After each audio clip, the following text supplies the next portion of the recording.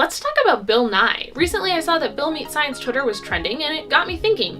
His show has stirred up a ton of discussion about his role in the science community and whether he's actually doing any good. So let's talk about it. In the interest of total transparency, let me just say that I'm a huge fan of Bill Nye. I, like most of you I would imagine, grew up watching his show. Bill Nye the Science Guy. And I have developed a nostalgic love for him. And nostalgic is the important word there. And if you totally disagree with that statement and really don't like Bill Nye, I would highly encourage you to watch the entire video because his show isn't perfect, and I'm gonna address that. So let's start off with one of his critics' biggest points. He doesn't have a PhD. But to me, you don't need a PhD to be a scientist. To be a scientist, you need to be skeptical, you need to be out to prove yourself wrong, and you need to be innately curious, all of which I think Bill has. But to just call Bill Nye a scientist, I think is doing him a disservice. He's a science communicator, and communicating science is no easy task. Some of you may have seen the picture that's floating around the internet, and I couldn't agree with this thing more. Talking about science is hard. I work at university, so I work with scientists and I work with researchers, and it's my job to talk about their research. I write my fair share of articles, but I also have to talk about their research on social media. And let me tell you, when a paper's title is more than 140 characters, that's tough. And you also can't even use the definitive language that you want to on social media because scientists are so skeptical. So for example, what you want to say on social media is, researchers discover compound that will extend people's lives. That's not gonna fly. So what you end up tweeting is, researchers exploring compound that might extend people's lives. Yeah, it's tough, but I digress. I certainly don't want to discredit the amazing and well-spoken scientists that are out there, but for some scientists it's very difficult for them to explain their research in a way that the general public understands.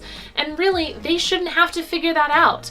That's what science communicators are for, to talk about science for the scientists. And science communicators don't just talk about science in a way that the general public can understand, we also answer the question, who cares?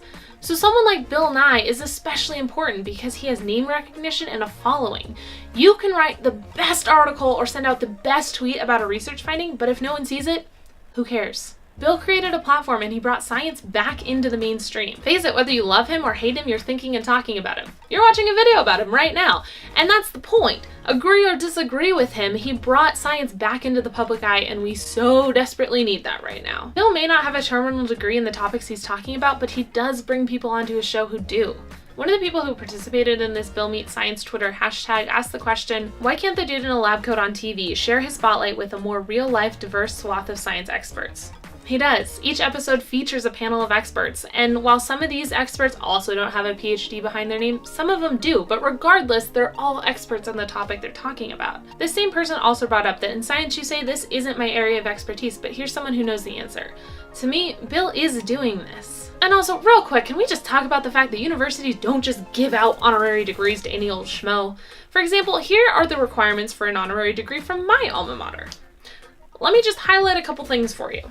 Attained achievements which are extraordinary and of lasting distinction. Those who have made outstanding contributions to the advancement of knowledge. But with all that said, the show does have its faults, and the people who participated in the hashtag Bill Meets Science Twitter have valid points. For example, what value does Carly Kloss bring to the show as a correspondent? Why not hire actual scientists or, I don't know, science communicators to do that job?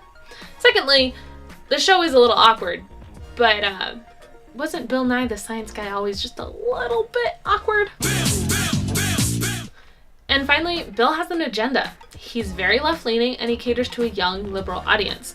But his show should be about educating people and bringing those of opposing views to the table to discuss things. Problem is, his message is often far too divisive to allow anyone of an opposing view to express their side of the argument. You will never, ever convince someone by belittling their views and closing the door to their unique opinions and experiences. People who disagree with you aren't evil, and they're not out to ruin the world. They had specific life experiences that gave them those opinions. That's real and that's valid, and telling them they're wrong or stupid for believing that isn't going to change anything. So while I personally agree with Bill on most of his episodes, I also realize that the vitriol isn't going to change the world. So Bill, please be a little bit kinder in season 2.